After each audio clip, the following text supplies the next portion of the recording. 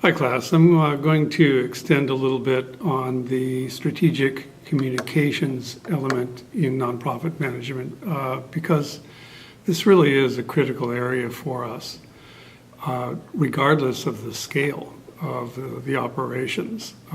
Consider that, for example, it was a minor scandal and not really intended, but it kind of unfolded that way. This goes back to 9/11, when people, out of some sense of wanting to do something, basically went to the American Red Cross and gave blood. The fault was not really the American Red Cross's, except that they didn't discourage this. The fact is that 9/11 as an event didn't really involve, by the nature of that particular disaster, even though there was a horrendous scale of loss in life, the actual injuries from that weren't such that there was in fact a pressing need for blood. And the fact that the American Red Cross didn't discourage that and didn't reroute those impulses, those good and generous impulses by others, into other more productive directions, came back to bite the American Red Cross. And I think some of that still echoes through, at least in the East Coast and the New York area, where people were involved with that, and word got out that this was really a useless operation in many ways. That said, of course, the blood went to good use, I'm sure, but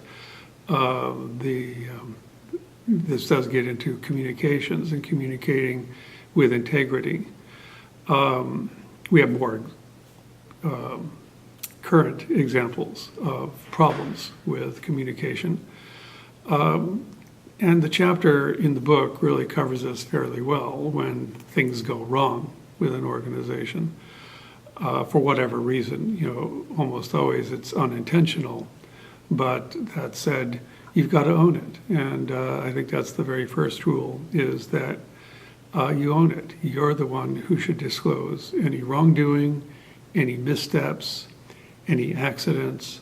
It should actually come from the source itself. That way you're, to put it cynically, kind of controlling the narrative. Those press releases that are going out are worked by you. I've mentioned this before, I'll mention it again.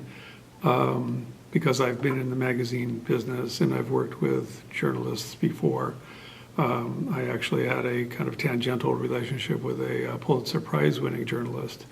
I'll tell you this, journalists are generally actually kind of lazy in that if given a choice between a ready-made story in the form of a press release going out and having to do their own investigation, their own legwork, and then writing up the results, they're going to choose that former path. They're going to go with whatever copy they're handed. This is human nature as much as it is an indictment of the profession.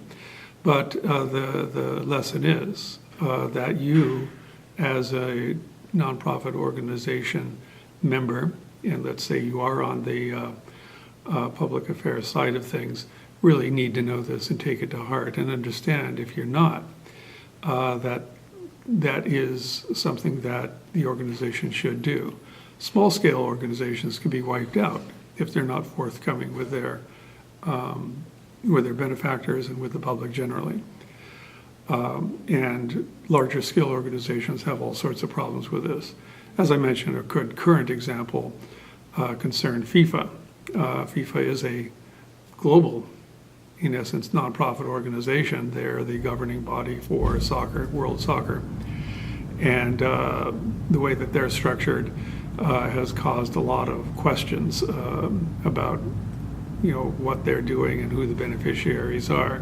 Some things they happen to do quite well, but the integrity of the game and the sport itself, because of the missteps and the blatant corruption of the governing body, really is becoming a problem and will probably stick with FIFA for quite some time. It's already led, of course, to not only the indictment of several members, but the resignation of their newly elected president. So that's part of what the process is about. Very often, sacrifices have to be made. Somebody has to fall on the sword. And often that's right at the top. So kind of keep that in mind. Fair or unfair, it's good to understand this, that scum and cream rise to the top. And sometimes we don't really know that distinction until it's too late. So that's the point I really wanted to make on this, that when there are missteps, it's the organization itself who has to be stepping up, getting in front of it, and providing the narrative. And of course, doing the due apologies and coming up with affirmative steps that will, once again, bring about confidence in the organization itself. It's a long process. Don't expect an instant answer. There'll always be scrutiny once there is the scent of impropriety at whatever level. Okay, keep that in mind. It's a serious one, and it gets back to another principle that I've mentioned before, in previous courses I have, which is that integrity should always trump expediency. And don't think you can just make a problem go away by covering it up. That's absolutely the worst thing you could do. Or to gloss over, or to simply scapegoat a single person when the process itself may be needing a review. The most insidious problem with any organization at any level, with whatever sphere, is that they lie to themselves. So you have to be very careful about that. Part of that is the job of the board. The board should be able to work, and it should be diverse enough so that you're not getting groupthink, so that you're not getting people in the same mindset with the same impulses, that there should be dissenting voices, if only for a full airing and discussion, particularly in crisis situations.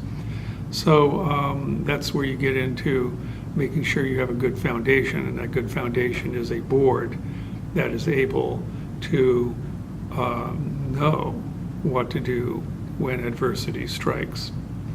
Okay, that's it. Review the chapter, and we'll be carrying on. Okay, bye-bye.